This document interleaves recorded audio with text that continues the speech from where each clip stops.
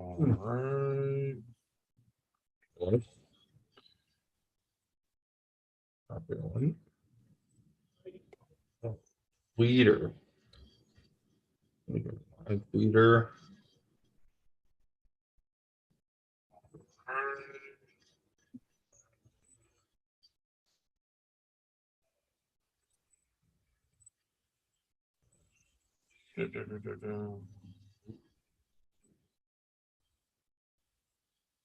Birmingham. Sidewalk. Sidewalk. Film Festival reviews.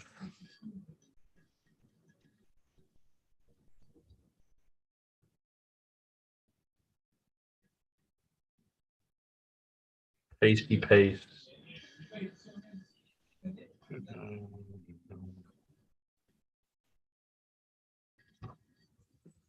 All right, I did it. I did it. Oh, shoot.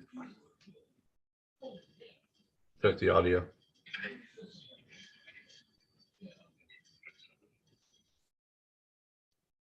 Come on.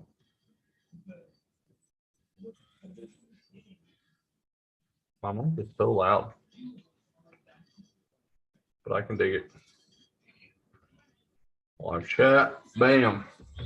My mic sounds nice. Check one.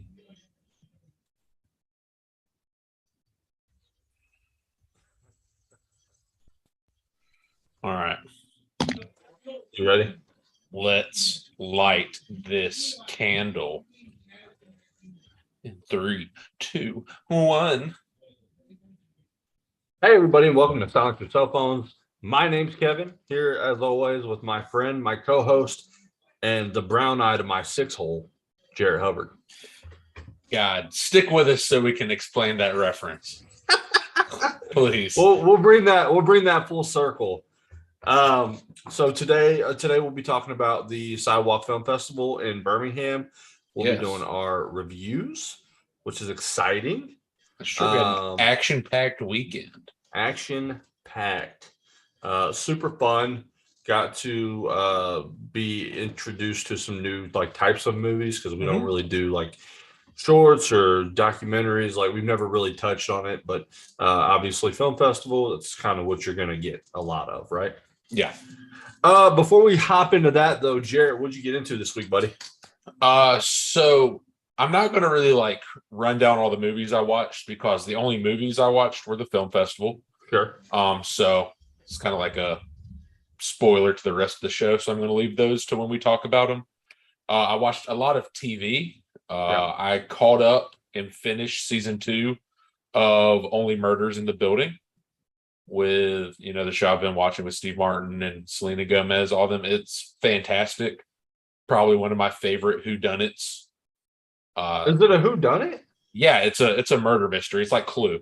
Yeah, but I thought that we knew who the murderer was, so I haven't seen any of it yet. But no, so essentially they do a podcast about this murder that takes place in their building, and then you don't find out until usually the end of the season who did it, and so you're kind of figuring out with the cast and stuff like that. It's super bingeable. Both seasons are 10 episodes. I told my parents about it. I called them yesterday and they're like, "Oh yeah, we finished Only Murders." They said we watched season 2 all in one day. Oh, nice. I watched the newest episodes of Welcome to Wrexham, the Ryan Reynolds, Rob McElhenney buying a soccer club show. It's fantastic, super wholesome. If you like soccer, even if you don't like soccer, give it a watch.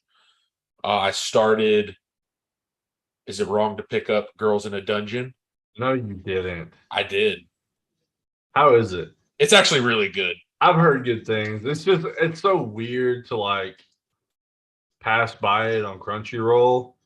And I'm just thinking, I don't know if that's for me. So I was the same way, but it's a Weiss set, so it's a card game set for people who aren't familiar with the game. I picked it up. It was recommended to me by Connor and Anthony at his store, And I was like, all right, well, if I'm going to play the cards, I'll at least watch the source material. And it's really funny. It's not as, I guess it's not as bad as the title seems. So like everyone's in love with the main character, but the main character is only in love with one character.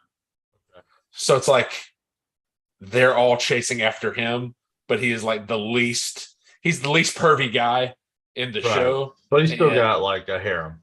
Yeah, essentially. Sure. But the concept's really cool. It's about gods that give up their, I guess, godlyhood to live as humans.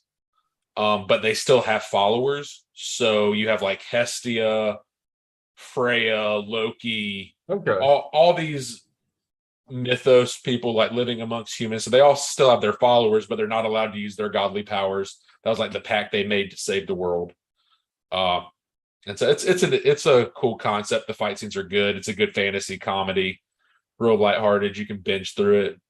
I like shows where the main character doesn't start OP and he gets stronger as it goes on. So if you're into anime, it's a good one. And then I spent all of yesterday watching football. So yeah. If anybody's gonna understand that, it's me. Yeah. What about you, brother? So I've been doing the Scorpion thing, right? And my goal was to finish by the time we recorded this episode. Mm-hmm. And I'm not joking. I have a single episode left. I have one episode left in the show. What an underachiever. I know, but it's because I watched the first episode of The Rings of Power. Okay. So, which so far I really enjoyed. We had talked about it previously, but it was the content's a little lacking, I guess, right now. But some of the shots have been beautiful.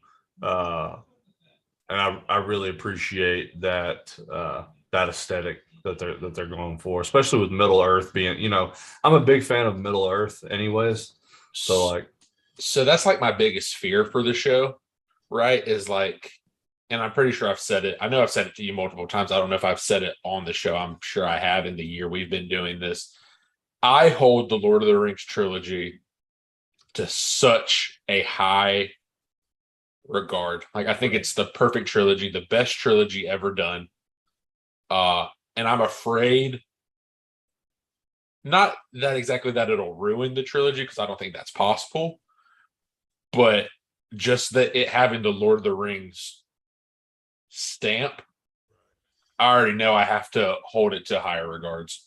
Yeah, I mean, it's kind of like the expectations are so high because of the success of the Lord of the Rings trilogy, and obviously the Hobbit trilogy was no slouch either. I mean, I really enjoyed it. You may not have enjoyed it. I didn't like it as much as the first three, but I mean, I enjoyed the trilogy. Well, I think the first three it was a little different because like we hadn't been exposed to that world yet. Yeah.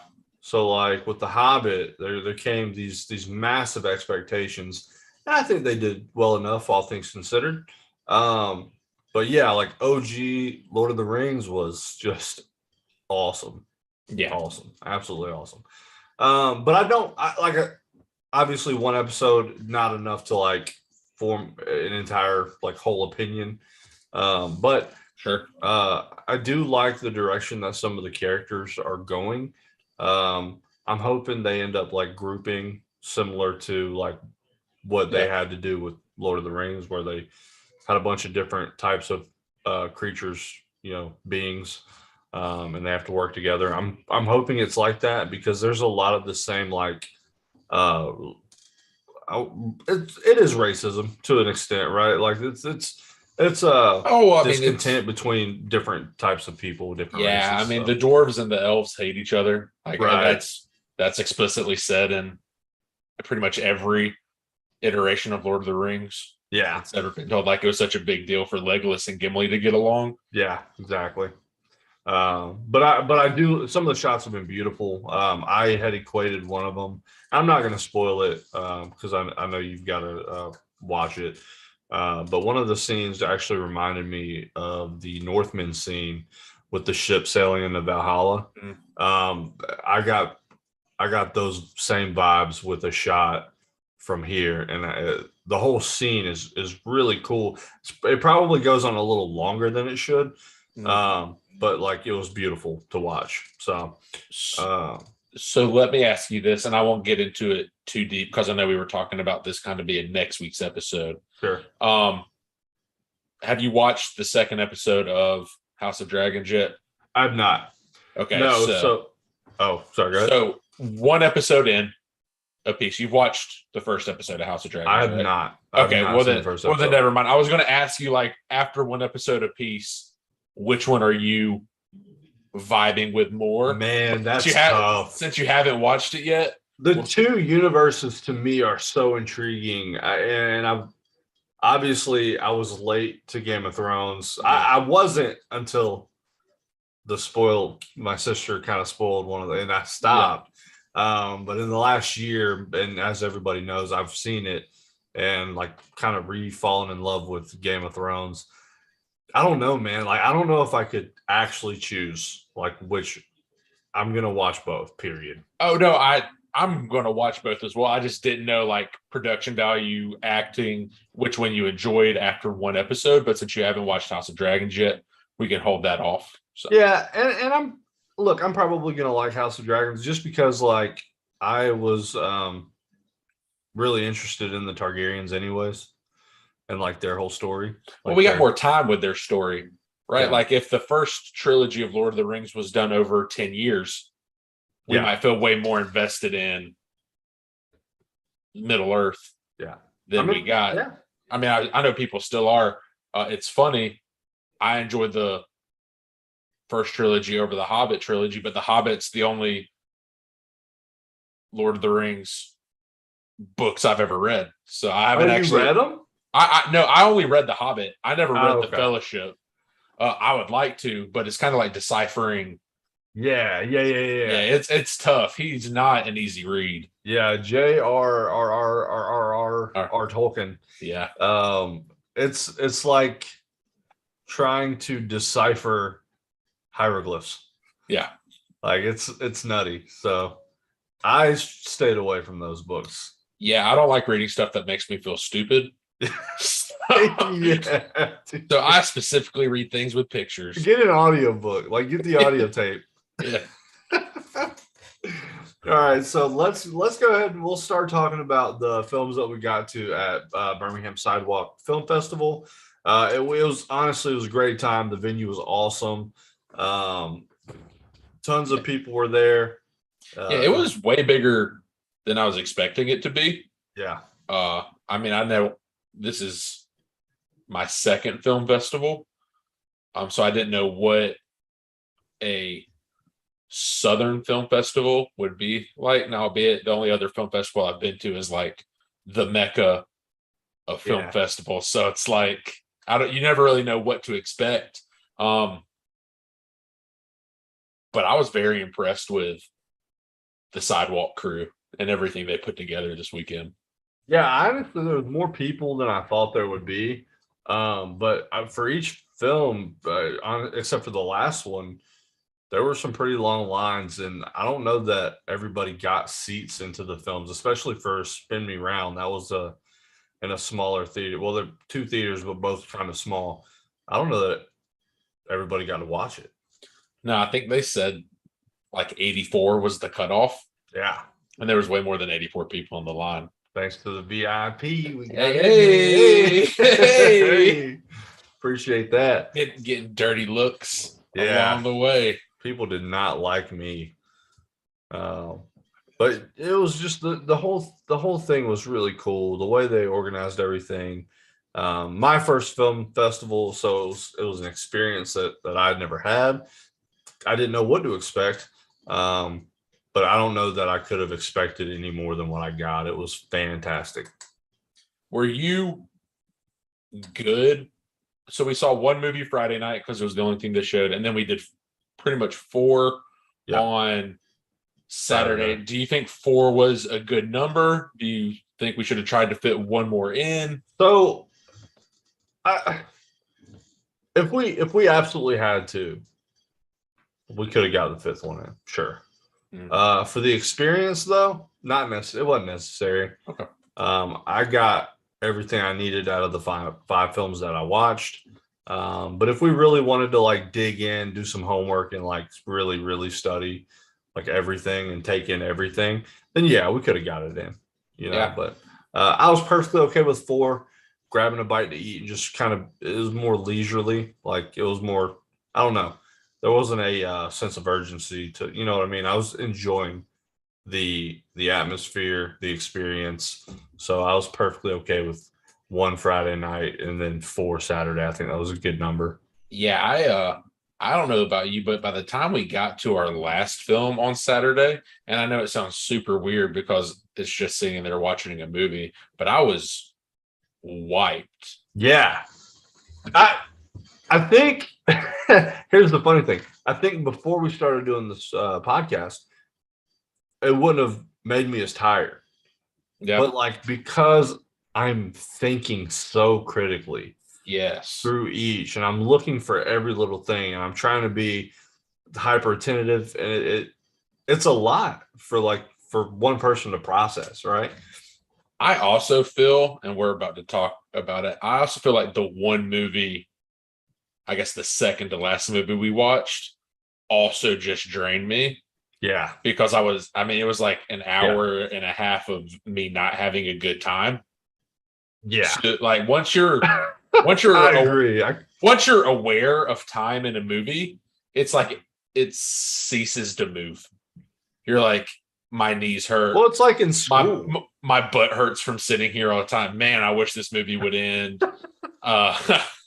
Yeah. You have those big clocks in your classrooms, and you just at the end of the day, you'd be looking at it, and then you'd be like, all right, like we're almost there, and then you look again, and it's like it hasn't moved like at all, like not one scintilla, like it hasn't gone up. That's what that movie was like. Yeah. So I totally understand where you're coming from. So how about we do this? How about we're gonna go in the order that we thought kind of worst to first. Yeah. Yeah. Worst to first. That rhymes way better. Essentially, with a minor caveat of we have a festival darling. Yeah, we're switching 1 and 2. We'll explain it when we get there. Yeah. So stick around. Yeah, and then we'll tell you which order it was in that we watched it. Yeah. So the very first film we're going to touch on is the one that Jarrett was just alluding to. Funny Pages. Funny Pages. Yeah. Funny Pages, a sort of coming of age, I guess comedy. Yeah, it's pseudo comedy. I don't know. Raunch comedy. Yeah, and I'm usually with the raunchy stuff, but this was like different. Yeah. It was essentially about a kid who wants to become a comic book artist or comic artist, do some Sunday funnies. I don't know. It was honestly kind of miserable. It was an awful movie. Like throughout. And it's like a different kind of awful than what Space Jam 2 and the 355 was, right? Like those movies were just bad. Yeah. Like this movie wasn't even. I maybe laughed twice. Yeah, I mean, like for a movie that I thought was going to be funny, like it wasn't, right? Like that's what we were given. We were given that it was going to be humorous. Yeah, and it's so crazy to me because it's an A24 film, and I've become kind of an A24 stan. You know, like they put stuff out, I feel much more intrigued to watch it.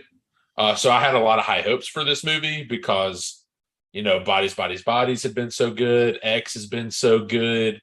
Everything Everywhere All at Once, probably still the best movie I've seen all year.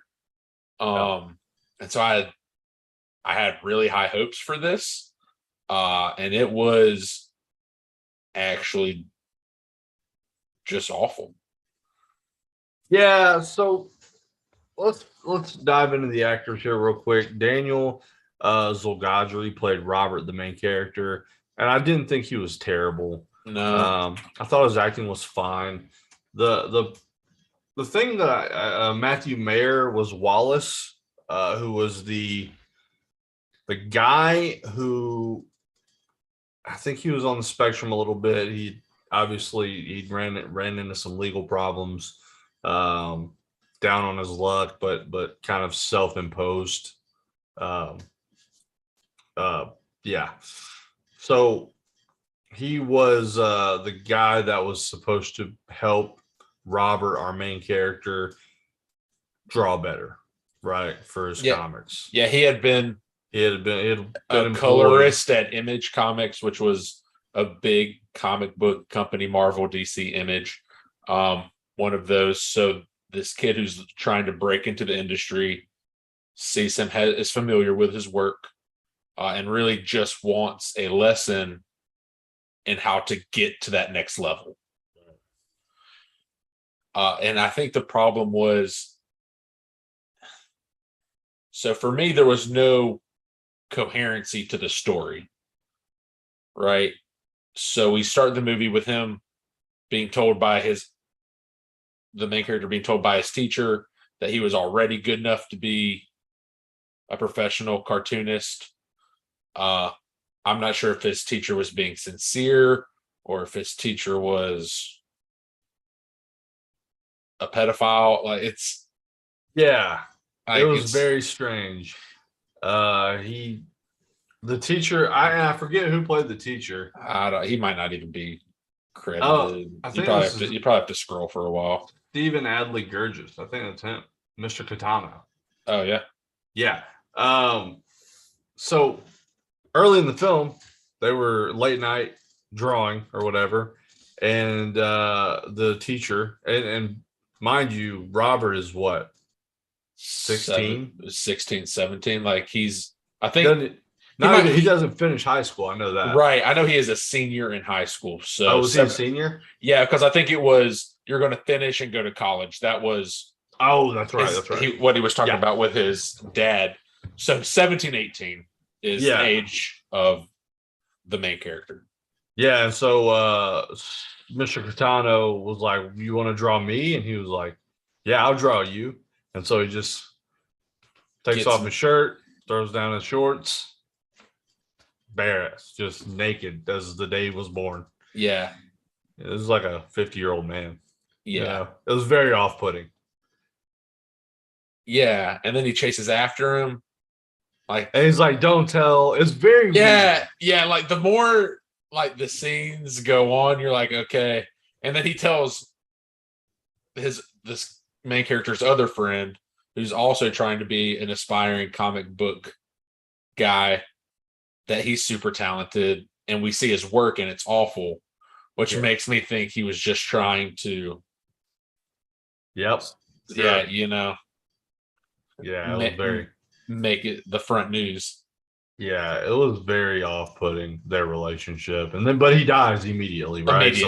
Immediately. Right after that, he's literally chasing him down in the car, like trying to get his attention, say, "Hey, like I'll give you a ride, like don't tell anybody." And then bam, he gets head-on collision with a truck, and a piece of like wood goes through his. It's bad. Yeah, it was like a Christmas tree. Yeah. And so we don't really know everything with that. So like we didn't get everything on that. Nothing in this movie is explained ever. No. It's just a series of events that happen. Yeah, it's like just the guy he's going to drop out of high school, go live on his own for a little bit, but then he realizes that his living situation is just not good. Yeah. He tries to move in with two dudes in a basement, and it's very strange. Yeah, it's nasty. It's gross. And I guess we didn't even, we'll have to preface this for the audience. Before the movie even starts, like they have like the festival director come in and kind of explain the movie you're watching, give you a rundown. They did it for every movie. And for this one, the director was like, they say boys will be boys, but this movie's honestly just disgusting. And I didn't know what she meant by that. Yeah. Until I watched it, and then I got it. I couldn't agree more. Yeah. It was yeah. It was gross. Um, I think I will say the redeeming and probably the only redeeming factor for this movie was for me was that it ends abruptly with no lead up to it actually ending. So when you're watching and you're like, man, I hope this movie ends soon. It just does. And so that made me feel really good that it ended quicker than I was expecting it to. Yeah, it was very. I hate. Oh, it drives me crazy. I don't care if the resolution's bad. I don't care if it's good.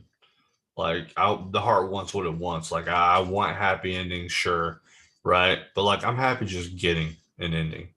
In this movie, we got no such thing. Everything just kind of ended with shit hitting the fan, and I don't know what to think. Like That's I it. don't know what's gonna happen. Uh, I we also talked about it when we got out of the theater. The main character is kind of a douchebag. Yeah, he's not a Like great person. he's kind of an asshole. He's So mean to like, his friend yeah, who only wants to create comics. yeah, and his friends are always like super supportive of him. Yeah, Yeah, he's like, at least he failed with Soul or whatever, and like trying to spin all these situations to make his friend failing seem better. right. But the main character is just a dick, and it's like when you can't invest or cheer for any character, it's just like, why are you there? Honestly, the best part of the movie is the dad who talks about how much he hates his family. Yeah, that was my favorite part of the film. Yeah, the guy's like, man, I just got tired of my family, and the dad's like, I get it. I I was like, even the dad knows that his son is a douche. yeah. So that was Funny Pages. Yeah. If you haven't seen it, I envy you. Look, Don't. I'll say this. If the comedy clicks with you, you might find it's the funniest movie on planet Earth. Because there was the two guys sitting directly in front of us at the theater that literally, I mean, they never stopped laughing. And I was so confused because they were the only ones in the theater doing it. Literally, just those two. I mean, this was the only movie right in front of us. This was the only movie that I saw people actively leaving. Yeah. And that sounds a lot at a film festival because there's a good chance that the people that made the film might be there. Yeah. Yeah. Well, everybody there also has like a super big appreciation for movies and film and cinema. Yeah, for indie movies. And those people are getting up and leaving. Yeah. And so that I think that says even more than like the random old guy who doesn't get, whatever movie we were watching that one day, just got him and said, this movie sucked. Like he probably either didn't know like what it was billed as or didn't know what to expect. And the guy leaving Bullet Train. Yeah. That's true. Like that is your run-of-the-mill movie goers. The people who were at the film festival are like cinephiles. Yes.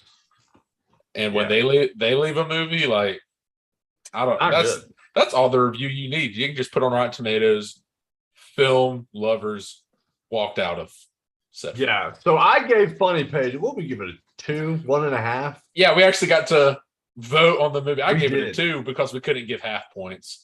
Oh yeah, that's right. And I don't know how bad a movie has to be for me to give it a 1. I don't know if I have. Yeah, if I could give it a half, I would go 1.5. Yeah, for sure. 2 is on the plus side of generous. Yeah. So let's hop to the next film. That was Funny Pages.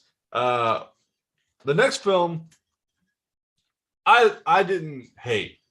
To be clear, Funny Pages was the only film that I truly disliked. Yes, all the other movies we saw, I found enjoyment in some form or another. Point, yeah.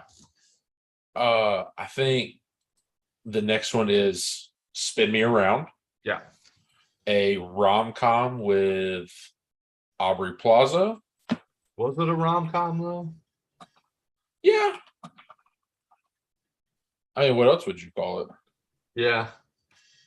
I'm just used to I don't know, the rom part seemed a little forced.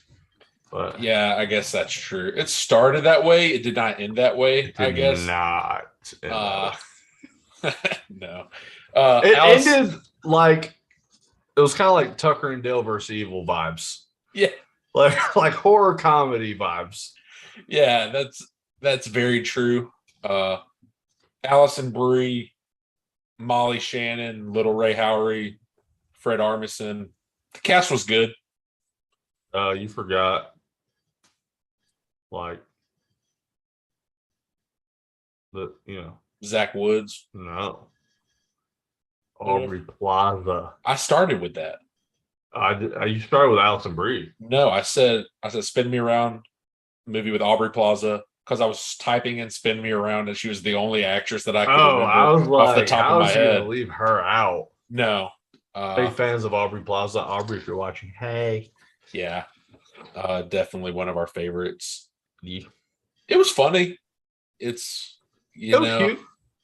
yeah, it's definitely one where the ending is not what you expect in the movie. Right.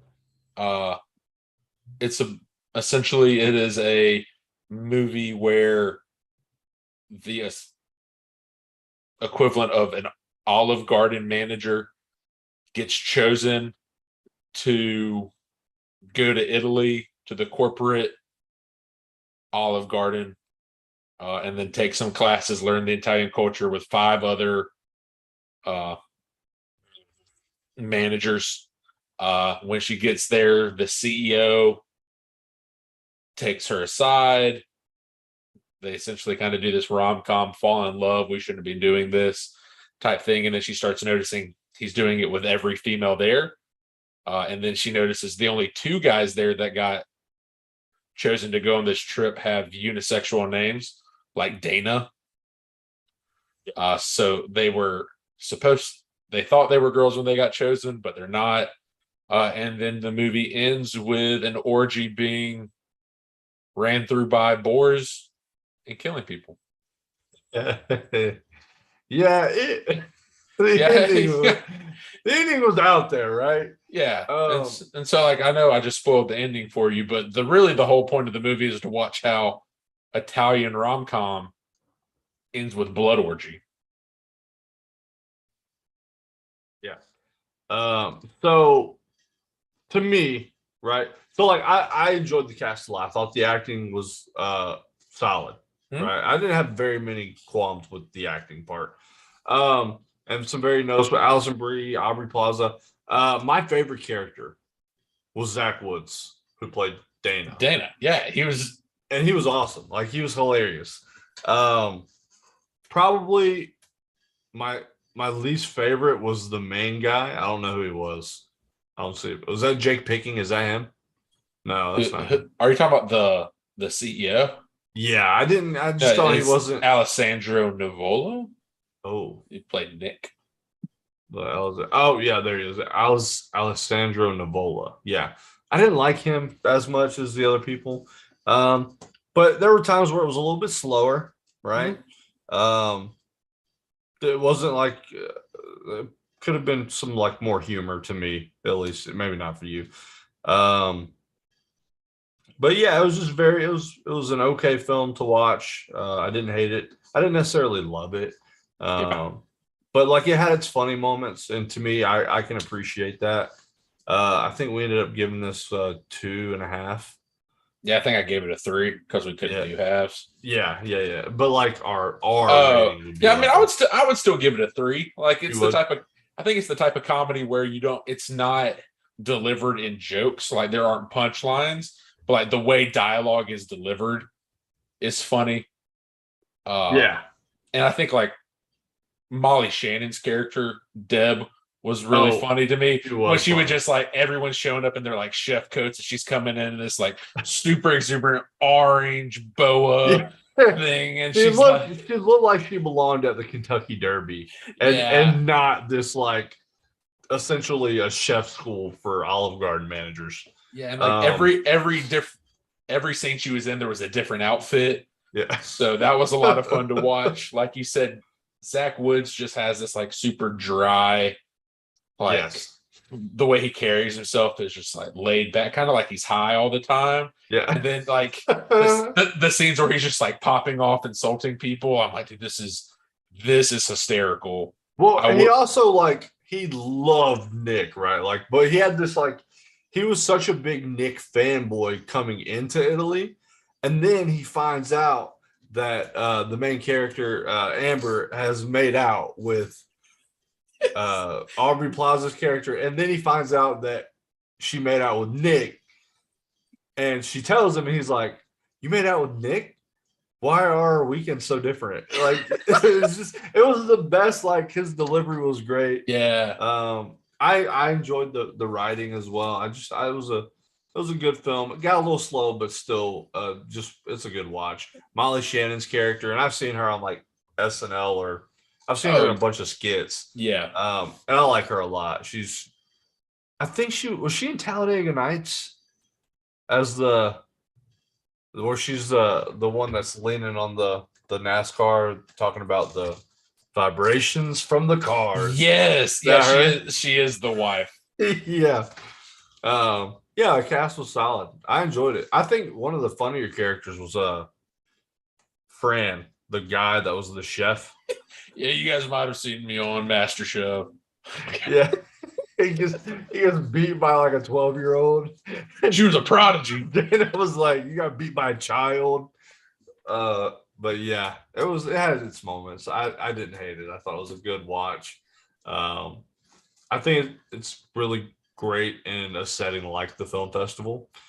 And the cool thing was, so with the film festival, what they did was they would give us like little goodies or before the movie. Yeah. As like I guess I don't know, like a token of what the film's going to be about. Yeah, things that the movie is about. Like we got comic books in the funny pages. Yeah.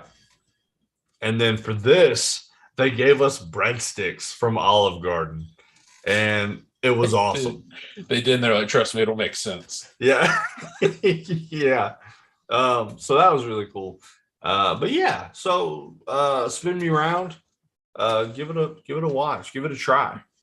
Yeah, definitely. I suggest it. Sure. So let's talk about our next film. Yep, McEnroe. McEnroe. As in yeah.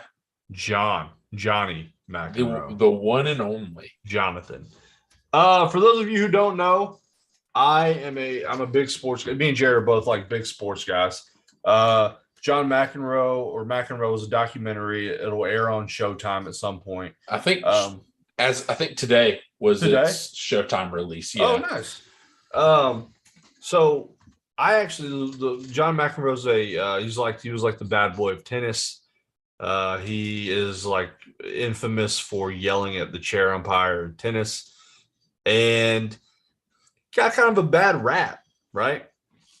So McEnroe, I guess it's just this documentary where they really dive into his life and like his psyche, and everything that came with being like the bad boy of tennis of the late 70s, 80s, and early 90s. Yeah. Jarrett knows this, but not many people know. My dad was a big tennis guy. He played tennis. He taught me tennis growing up. I was a big fan of Andre Agassi, and then Rafael Nadal is my current favorite of all time. And so I love like watching tennis. I enjoy playing it, not as much now that I'm fat. But I didn't know a lot of the older names, right? So like I called my dad, I was talking to him, and I was like, you gotta watch this McEnroe doc. He was like, I don't like McEnroe, because you either loved McEnroe or you hated McEnroe. Yeah. And he was like, he said something about, did they show Jimmy Connors? And I said, yeah, they did. They showed Jimmy, because Jimmy Connors was dominant in like the 70s. Mm-hmm. But they showed him, and then Bjorn Borg was his like big rival. But yeah, it was just really cool. He was born in Wiesbaden, Germany. Crazy. Sorry, I just read that. ADHD. Anyways, But yeah, it was just this really cool film about John McEnroe and kind of his perspective now as like an older man. I think he's like mid 70s, probably Yeah, something I like th- that. yeah, I think the beauty of it was, and I know your dad was saying like you don't have to like John McEnroe to like appreciate John McEnroe. Like that's the cool thing about sports documentaries to me is like once you just take away the sports aspect, because the beauty of this documentary was it goes over his accomplishments in the world of tennis, but that's not the focus of the documentary. It's just like, okay, you were the best player in the world. Why were you miserable? Let's talk about that. What was making you so angry and things like that? And what I told you, what I appreciated about the most, and I know it comes with age, is how like self-aware he was of himself Yeah. and like his mistakes and things that were probably leading to his unhappiness and failed marriages and things like that. And I'm a big fan of anyone who's like willing to like step on stage and say, you know what, cocaine and infidelity probably did not help my marriage.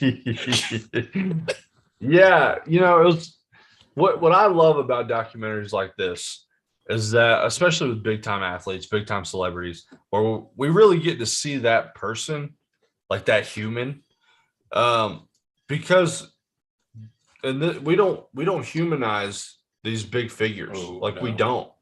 don't, because they're not like us, right? In our head, they're different. They're not like we are. But in this form, in this media in documentaries like McEnroe, I get to see John McEnroe be a human being. Mm-hmm. He's vulnerable.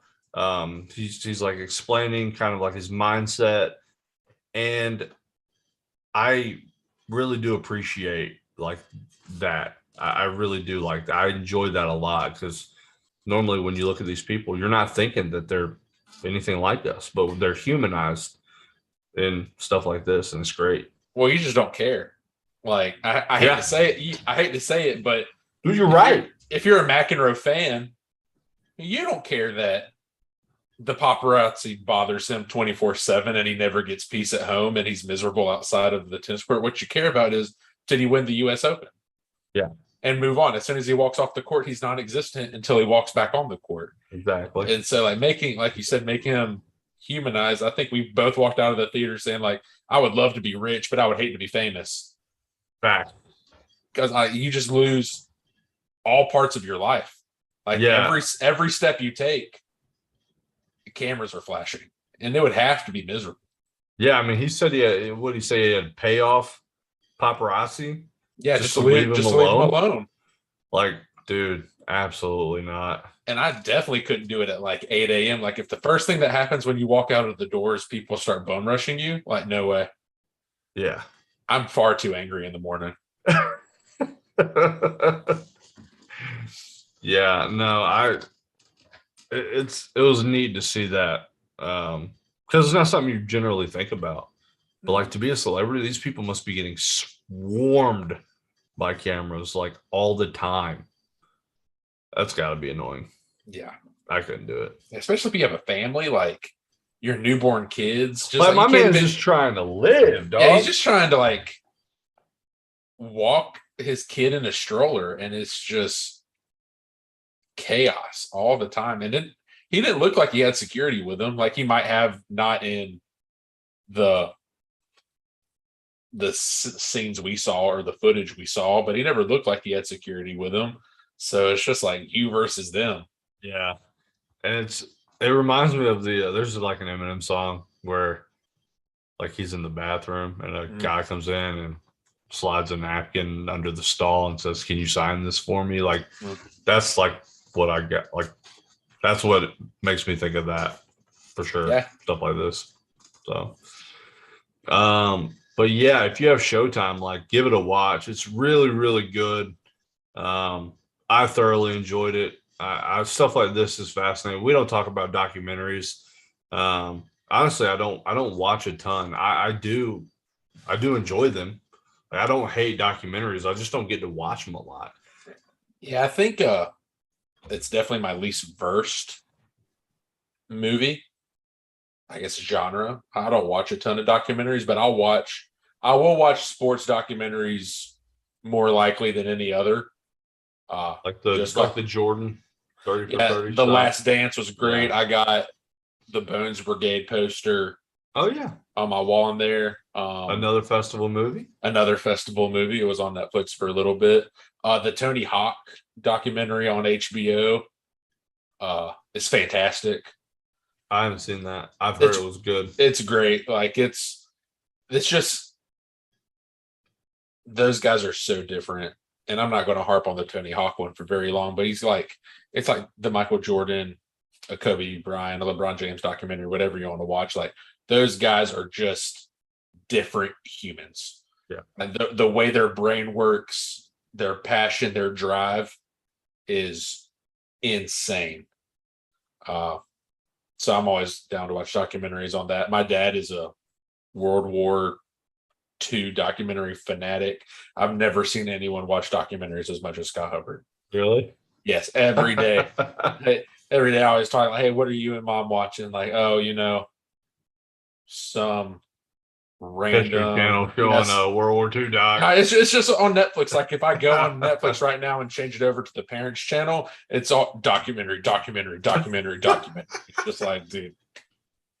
That's great. Yeah, he loves to learn. Never too old to learn. No, that's very true. So yeah, give McEnroe a watch. I think you'll be very surprised if you love documentaries, if you love learning about famous athletes or celebrities. Like, give it a watch. It's a good time. Even though it might introduce you. I mean, I'm more inclined to want to learn about Bjorn Borg now because of the McEnroe documentary. Yeah, Bjorn Borg has a really cool story because he retired so early. Mm-hmm. And I think part of that is like the celebrity status. I don't know that he necessarily wanted it, man.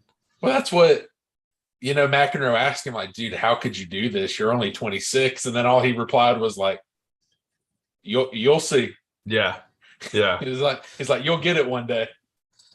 Yeah. I'm sure he did, especially in like the late 80s when he wasn't facing off against Bjorn Borg, and McEnroe was essentially the face of tennis, right? Yeah, they were just such contrasting personalities, right? Like McEnroe was like the fiery, in your face bad boy, like you said, and like I think Bjorn Borg he was an introvert.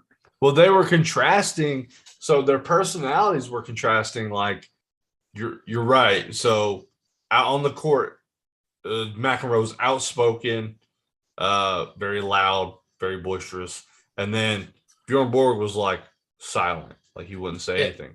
But then McEnroe was the best server in tennis. Bjorn Borg was the best returner in tennis. Like even their games contrasted. And I think that's super cool. Yeah. What did McEnroe say? He said Bjorn Borg never said a word on the court, and I'm just thinking, how the fuck do you do that? Yeah. Yeah. McEnroe had no like concept of like how that was even possible, right? So I think even Bjorn Borg in the documentary said, I love tennis because I was by myself. Yeah. Like it's just you on the court. Like I don't think the guy wanted to do anything. He didn't want to party. Like he just wanted to be by himself all the time. So when you're the number one player in the world, you just can't live that life. Right. Like the paparazzi and stuff, they're just always around you. And he just said, nah, man, I'm just going to go live on a lake somewhere in Norway or Sweden or wherever the hell he's from. By myself. Yeah. And he did. And power to him. Yeah, man, live your life. 26, and he won 11 like Grand Slam titles. So, like he was a baller. And he got in, got his bag and dipped. He was done. Power to him. I don't, I've got no ill will towards that. No. So I also have no bags. So yeah. I don't even know what it would like to be doing that and dipping. All right, so we decided beforehand that we were going to swap the 1 and 2 because as good as number 1 was, I think the most enjoyment we got through the festival was from number 2. And so that was kind of our selection for our film festival darling. So let's talk about the film that we thought was the best, and it was the headline of the entire festival. Butterfly in the Sky, a documentary about Reading Rainbow, how it was conceived, how LeVar Burton came to be the host. Essentially everything from start to finish got touched on. The ride, the what Reading Rainbow did for kids in the 90s, 80s and 90s. Just an awesome film. I'm pretty sure the filmmakers were from Birmingham, right? Were they from Birmingham? Yeah, the people who made the documentary were from at least Alabama. I don't know if they were from Birmingham. Okay. Obviously the Reading Rainbow people were not from Birmingham. Yeah, and apparently they had some other success, like with the other documentary that also headlined in Birmingham at the Sidewalk Film Festival. Yeah, so they were familiar with the documentary game. Yeah.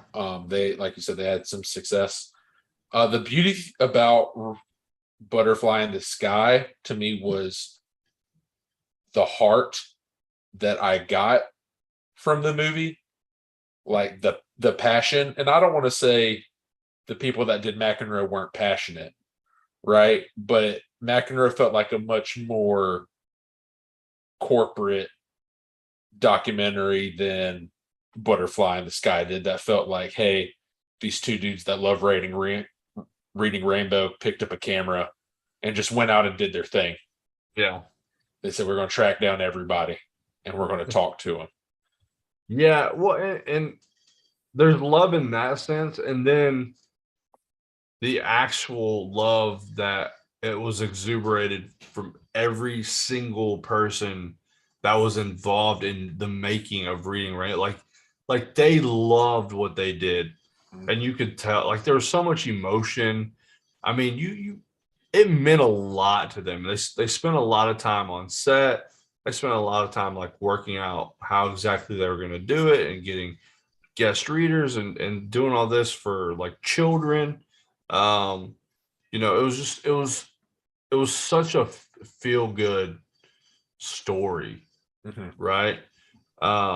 So in that way, there's like, to me, that love was ever present in this documentary. Yeah, and I think it like speaks volume to LeVar Burton. Really, like, Sure. he big Hollywood star, Kitakitan roots. He was in Star Trek. Like, obviously he had success acting. And I don't think anyone of that status would stick around for that long on Reading Rainbow. Like, you're not making any money. There's no, I mean, they did win an Emmy, so I'll give them that, but there's no like limelight. Yeah, there's no prestige of hosting the PBS show. Yeah, but he loved it.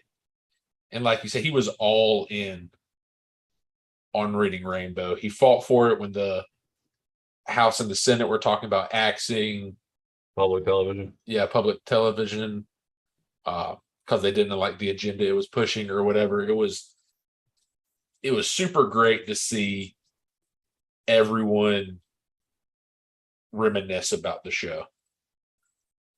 Yeah. Big tip of the cap to LeVar Burton. He was a guy who literally probably could have had his pick of roles in Hollywood after doing Roots. He was super popular. He was still young. Like he had so much going for him at the time. And then he auditioned for the Reading Rainbow host. And when they offered it to him, I loved the comment that he had made about how his mom was a teacher and how the best thing you can do in life is to help others or something. And this was like his way of helping children like learn to love to read. He was very like in all of his interviews, he was very like grounded Yes. Super grounded, super intelligent, super well spoken. I think degree from USC or something. Yeah. He was just such a good, like kind-hearted person. That you can't not love LeVar Burton, right? Yeah. And before this, like I said, like the only real exposure I had, obviously, other than reading Rainbow, was his call to be the Jeopardy host. Yeah. And after seeing it, I understand why. I would love for LeVar Burton to become the Jeopardy. That was just such a cool thing. Oh, So, for sure. And I guess I mean we didn't touch on it because I didn't think we would have to. But if you don't know what Reading Rainbow is, I don't know what rock you have lived under. get out. Yeah, but it was a show Get on out right now. it was a show on public television where essentially LeVar Burton or guest host, or not guest host, but guest readers would read a children's book. And then you would get recommendations from kids about what books they were reading and what you should read if you were a kid and enjoy stuff. Super wholesome. Like I said, it was. I mean, it was. It would like put you on site, which I thought was cool. Like if you were Yeah, reading a book about a volcano, they would put they would shoot at a at a volcano. volcano. Like they did a lot of really cool things that pertain to the books that they were reading. And so it was cool seeing LeVar Burton like do all these like awesome things. He flew a plane, he went scuba diving, he went to the volcano that was active in Hawaii. Yeah, There's just so much that he got to do. I think my favorite anecdote from the documentary was when they were talking about getting the guest readers, and they were talking about like, well, we got James Earl Jones Yeah. to do one of the books, and so like he's Darth Vader, like he Mufasa Yeah. for the love of God. The James Earl Jones. Yeah, if you build it, they will come. Yeah. And they said he walked into the studio and he was like, I would like to rehearse for this. So can we push it back a day so I can practice reading this book?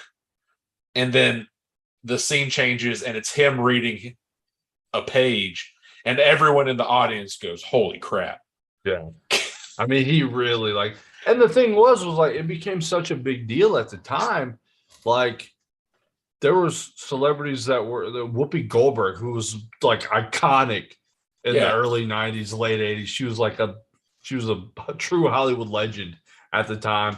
They had her on there. They had Regina King, I think. They had a bunch of different celebrities on there, and it was really cool to see like how popular it became after seeing where it started, like in a small town like Buffalo or somewhere. I think it was like local TV. Yeah, it was like, what do you call it? Honky Tonk or whatever, Oklahoma. Yeah. And then they partnered with someone from Buffalo. Yeah. Because the lady who started it was a teacher and she said she didn't like standardized testing, so she did. Yeah. I loved it. Every bit of this was just such a good there's so much warmth. There was a lot of heart. I loved the Butterfly in the Sky. Yeah. If you haven't seen it, watch it. I don't know where you can watch it. I have no idea. Yeah, I'm it's one of those that because I know Lauren, my sister, would absolutely love it. So I'm going to try to keep track of it to see if it'll ever. I mean, it might get picked up by HBO or something and just slam somewhere. Yeah. But it's also a documentary that's like, it's the beauty of a festival, because if you said, hey, there's a Reading Rainbow documentary, I probably wouldn't be inclined to watch it. Like, I love Reading Rainbow, but like, if I'm just like, it's a Saturday night, what do I want to do? Reading Rainbow documentary is not on the top of my list. But given it the main spot, the kickoff spot at a film festival, you get everyone to go see it, and it turns out it's just absolutely fantastic. So yeah, it was a gem, truly. So, but now let's talk about an actual gem. Let's talk about things that we didn't know we needed in our life. One of the better comedies, right, that I think we've seen in a while. Yeah. Bootyology. We're just going to say it. We're just going to come out here and say it. Bootyology. The Bootyology is a faux documentary about the infamous duo Booty Boys rap group from the early 2000s. Well, That doesn't even sound real. We right? we say faux because the events of the documentary are fake. However, the Booty Boys were real. They were real. They opened up for Coolio. Apparently, Maroon they opened 5. up for Maroon 5 was another group they opened up for. And they made actual songs strictly about the booty. Only booty. Just booty. They're big booty fanboys. So I didn't know what to expect going in. I didn't realize it was a fake documentary, right? Right. And then somebody explained like it's like fake. They do it in like documentary style to poke fun at documentaries, and that's exactly what they did. I honestly, okay, so let's break it down. Essentially, this big music company corporation was trying to discover talent that hadn't been discovered using AI technology, and in the search engine, the only thing that would come up is Booty Boys, right? They thought it wasn't working, but they're like, well, let's just check out who the Booty Boys are. They dug up the Booty Boys story. They disappeared from like the face of the earth right after they signed a contract. Nobody knew where they were. So they go on a search. And they're talking about where the Booty Boys might be, and you got all these interviews, and it's I can't even think about like the movie without just going hysterical. Yeah, and so then you find out that the Booty Boys were actually frozen solid. But where were they frozen? They were frozen at in the third freezer of a bar named Buttholes. Yeah. Boodles, right? But yeah, it's German. It's like Buddthol. And they interviewed the priest, and he was like, "I come in buttholes all the time," and it was just like, look, it was some of the humor was like, raunchy. Yeah, it was like Father Matt, preacher / alcoholic, yeah. But it was like little things. It was very quippy, and it was nonstop. I felt like I didn't expect to laugh nearly as much as I did. And it was like loud belly laughing. Like there was actual, real, genuine laughs. I was in tears. Like there were just times where some of the sentences that came out of their mouths that I just couldn't help but like. The lyrics were great. Let's talk about like the actual music's pretty good. Like if you go to the soundtrack and look up Bootyology, there are some really good lines in the songs that like comedic lines. What it was like, I should have been an angel, Mike Trout, but I'm all Gwen, no doubt. Yes. I was like, that's actually a pretty solid. Good, pretty good line. Yeah. And then my favorite was triple Lutz in the Ice Capades, triple butts in the Ice Capades, triple Lutz and the triple butts in the Ass Parades. Ass Parades, yeah. There were some quality lines in their music, and you could tell like they wrote it for fun. Like, do yourself a favor if you haven't, and I'm sure you haven't. Go to Spotify, pull up Bootyology soundtrack, listen to the entire thing. It well worth it. Right. It really changed the trajectory of my day because this was the last movie we saw of the festival. Yeah. It was a 9:45 showing. And when I tell you we were one of 20 people in the theater, we were one of 20 people. Absolute sin. Like, it's so funny because Kevin got me a VIP pass for the week and himself a weekend pass. So we would actually have to go to different lines. We would have to go to different lines to get into the theaters, and so they would let the VIP people in first. And like the guy comes around the corner, he's like, "All my VIP people, you can come on in," and it's just me. I was the only one in the line at 9:45 because I guess people were going to parties or calling it a night. And it was the movie right after Funny Pages, so I was already kind of like out of it, ready Oh to go God. home. I was like, I'll Yeah. power through this last movie. It's a film festival. I'm going to do it. And it's probably the best decision we made all day. Yeah. So the Booty Boys rap names were Six Hole and Brown Eye, hence the reference. And that is what we in the industry call a callback. Callback. Yeah. So there you go. But there was two of the actors were there. The guy who played Brown Eye, no, Mhm. yeah, the guy who played Brown Eye was there. The actor who played him, and then the actress who played Queen Booty Tifa, who was like a dancer for them. She was also there. And so it was, we talked about it after, and I hate that Funny Pages was so much more populated than Bootyology. I was super disappointed because it ended up being such a good film. Bootyology was like in the throwaway slot. I feel like they were like, okay, we want it in our festival, but we can't give it primetime 7:30. Yeah, We'll give it the 9:45 and it's whatever happens. I think they were doing a roller disco also in that same time slot. So I'm sure a lot of people went to that to drink and do whatever. But it truly is a shame that movie did not get more love and attention. The actors were talking about it.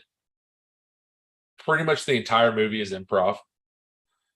They said they would get a text the day they were filming and say, "Hey, bring like 3 or 4 wardrobes like this," and then they would give them a description of what they wanted them to wear. And then they said they would sit down to do the interview, and it was all just off the top of the dome. Yeah. And that's what makes it funnier to me, because it takes a true comedic mind to come up with some of the stuff that was said. Yeah, and it was I loved I don't know who played him. There was a guy who was like the president of their fan club who was like a stalker. It's not his real name, but Kevin. Oh, was it Kevin? Yeah, the name of the of course it was Kevin. The stalker was Kevin. And so like everybody when they're like, yeah, we remember this one guy who was super weird. He probably killed him, and it would be Kevin. It was like, yeah, like when they're when they're what they're trying to do when they go to bed, and it was just very creepy. Said, yeah, they gave me a restraining order, but a lot of people think those are bad. But what they're saying is you can't be within 50 feet. So 50 feet, they want me close at all times. So just in case they need me, they can say Kevin, and I'm only 50 feet away. But he was great. The actress Megan Duffy, that's Queen Booty Tifa. Mm-hmm. She was actually handing out stickers before the film. Yeah, she seemed super nice. She had a couple beverages during the film too. So after the interview, it was super funny, but it was really good. You could tell they had a lot of fun making the film. Oh, for sure. You could just tell it was great. Yeah, the best part was when they were talking about everyone ask us how much of our budget was for de-aging, and we have to explain to them no, that's actual footage of us as the Booty Boys. Yeah, I don't know how this started, how they became opening acts for these big performing artists, because they just wrote songs about booty. The Maroon 5 I don't understand. Coolio I kind of got. Sure. I'm assuming it's Coolio post his heyday, so he's probably doing the Oak Mountain Amphitheater. Yeah, and they needed just anybody. So probably someone, probably a local band. Yeah. So from whatever part California, get the Booty Boys for cheap. Dude. Yeah. So the Booty Boys, watch it, please. Bootyology. So it's fun. I would watch it again if someone said, "Dude, for sure. I got Bootyology streaming right now." I would sit down and watch it again, because they're just lines that I still laugh about. I feel and the wild part is I still feel like I might have missed some. Oh, like missed some funny lines that like went over my head. for sure. Because So I was probably too busy laughing at what was that's said prior. yeah. And so the way I judge if a comedy is good or not is how long will I quote it after I leave Yeah. the theater. A good indicator. And I still talk about Goldilocks. That was my favorite line of the entire movie. Yo, Brown Eye was hilarious. And Okay. it's so funny because he did not give off that same vibe when he was doing the question and answer after the movie. No, not Like at all. he was super laid back, like very humble, not the type of guy that you would expect to be doing the bootyology documentary, Yeah. but dude, the Goldilocks. I'll laugh about that all night. Yeah, it was great. So if you get a chance, watch Bootyology. It was my favorite film, like not the best done, but my favorite. It might have been a combination of timing and expectation, right? Because 9:45 slot, last film, you're like not really wanting something heavy, Yeah. you Oh, know. yeah. You don't need a thinker. Yeah, but you just also don't know if it's going to be any good at all. So your expectations are kind of low, and it ended up being an absolute gem. I Truly, I loved it. I did. I'm a big it's fan. it is comedy gold. So if you get a chance, Bootyology, watch it. Bam. Yeah. That's it. Full stop. Full stop. Um, so that was our experience at the Sidewalk Film Festival. Jared, I had a great time. I want to do it more. For sure. We'll do Sidewalk again next year for sure. Mhm. And any other film festival you want to do, just let me know. We'll make it happen because it was a good time. Yeah. I told you over the weekend. I'll tell you again now. There's no one else I would rather do it with. I had a ton of fun. It's always great. Obviously, we've been doing this for over a year now. Yep. So we love movies. It's only grown for me. Oh yeah. I appreciate the indie films. It was fun. It was fun to see Birmingham in a different light. I went to the Lyric Theater, which I'd never been to. I like going to the Alabama Theater, even though the seats are cramped. They are. I'm That glad was you got. rough. I'm glad you got to see the actual Sidewalk Theater because I think that place is That's such a awesome. cool spot. Yeah, it's a cool vibe. The Pizzits food hall was great. Like I've seen more of downtown Birmingham in the past month than I have now, Yeah. and I mean I've fallen more in love with the city than I did before. Facts. So Big facts. Yeah. So I think we don't have much to look forward to. no, I mean full disclosure for the fans at home, and I'm sure you guys are aware of it too if you are movie fans. September kind of sucks. Just I mean, tell us how you feel, bud. I'm just gonna point out, shoot it. I think last weekend I watch a video every week called Charts with Dan Merle, and he goes over the box office numbers from the week before. And I think last week was the worst week of the year as far as box office numbers. No surprises there. There's no good. I won't say there's no good because I'm sure there's some gems in there. There's no blockbuster or big movies coming out till the 23rd when Don't Worry, Darling comes out. And then apparently that movie has been just an absolute. The making of that movie was a shit show between Olivia Wilde and Shia LaBeouf going at it. Oh yeah, And then Florence Pugh and Olivia Wilde have been going at it. Were they?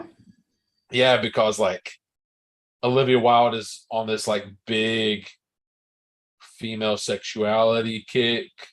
Sure. And like Florence Pugh is like, I'm not just someone to get eaten out on the kitchen table by Harry Styles. Or by your boyfriend is what she called him. Oh. Because I think that Harry Styles and Olivia Wilde might be dating or something. I don't know. But she's like, I'm more than just sexual pleasure. Yeah. And then Olivia Wilde was like, this movie's about female or and it was just a whole thing going back and by the way. forth. I told you that. I said that. Yeah, but that's true. I got no rebuttal. But at least Florence Yeah, Pugh, but that's true. yeah, but at least Florence Pugh is trying to be more than that. That's true. That's true. So you got Don't Worry, Darling. I am kind of excited. They're re-releasing Avatar this month. Oh, nice. So I'll probably stop in and see that because Yeah. I wanna watch it Gear up before Avatar 2. before Avatar 2, and I would love to see it in theaters again since it's been like 13 years, 12 Yeah. years. That was a beautiful movie though. Yeah, I like to see just how it holds up. And I'm sure there'll be, I'm looking at it now, I'm sure there'll be some smaller films that come out When's the Amsterdam movie come out?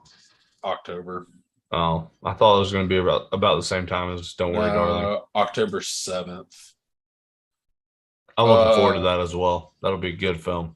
The Woman King comes out September 16th. Oh yeah, that's with what's her name for How to Get Away with Murder. Oh God, what's her name? She was also in Suicide Squad. Oh, Is it Regina something? no. Viola Davis. Yes, Viola Davis. The actress. The comedy Bros comes out on the 30th. Which not as good as Bootyology. It probably wasn't, but it has the Billy on the Street guy. Billy on the Street? Yeah, if you're on, you might have seen him on TikTok. He's running around and he's like, name a woman. And he's like trying to give them $1, or he's asking people if they're gay and they know who John Oliver is when John Oliver's standing right next to him. Oh, no. I'll send you some clips. He's really funny. The Bros movie is a rom-com about him finding love. He's homosexual. Hence why it's called Bros. Yeah. But it does look pretty funny. All right. I think he's hilarious. Give it a watch. But other than that, September is just kind of a meh month in movies. There's been some good streaming movies, or I won't call them good. There have been movies come out on streaming.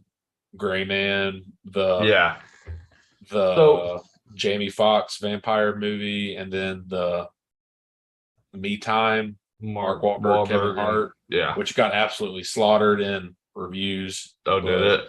I got like an 8 on Rotten Tomatoes. An 8? Yes. Like single digits? Like a single digit. Out of 100?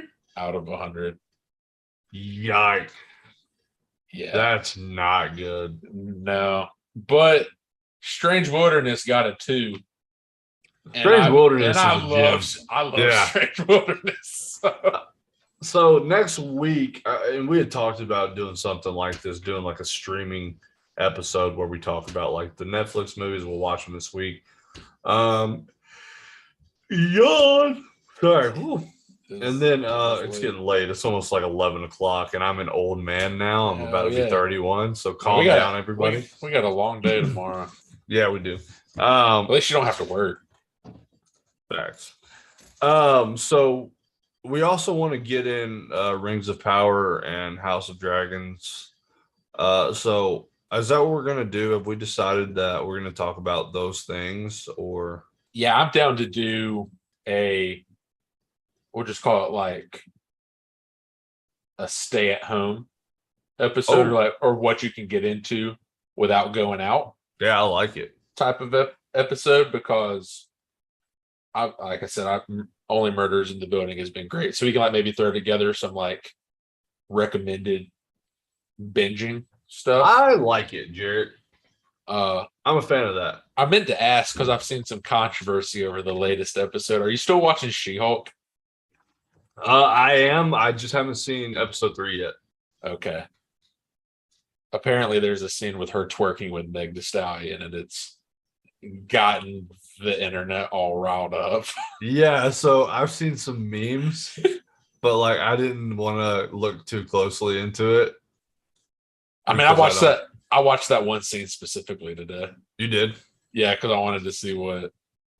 Because I just kept seeing She-Hulk and Meg Thee Stallion memes, and I was like, I don't think, like, without out of context, I was like, I don't think Meg Thee Stallion looks like She-Hulk.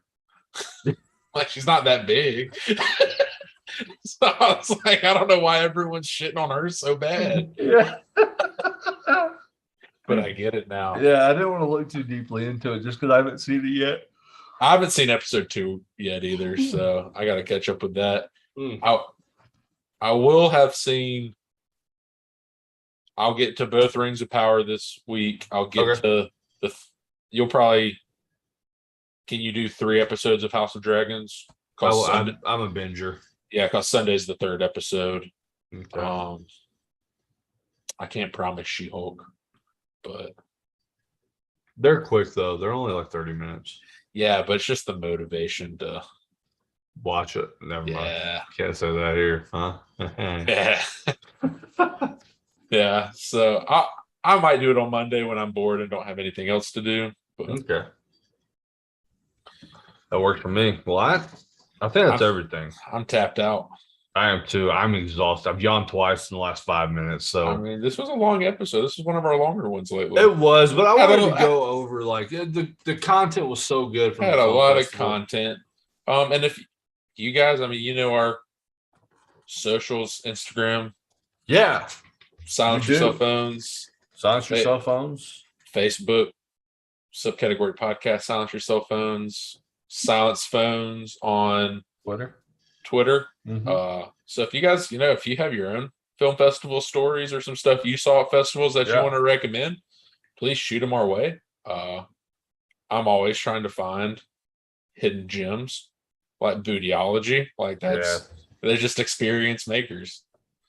But other than that, man, I am. All right. Well, look, everybody, I love you. I'm going to have Jarrett sign us off, though. All right, guys.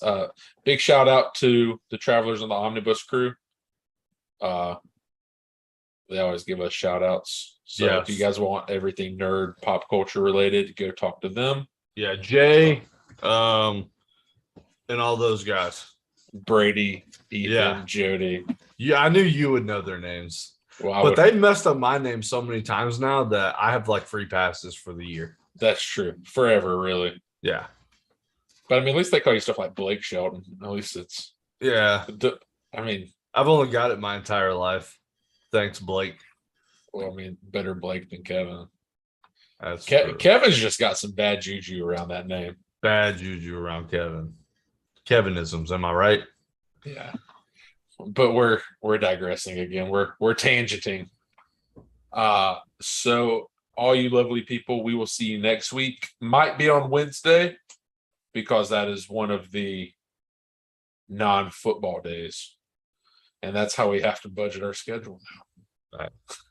Football and non-football. So until next week, guys, and sing.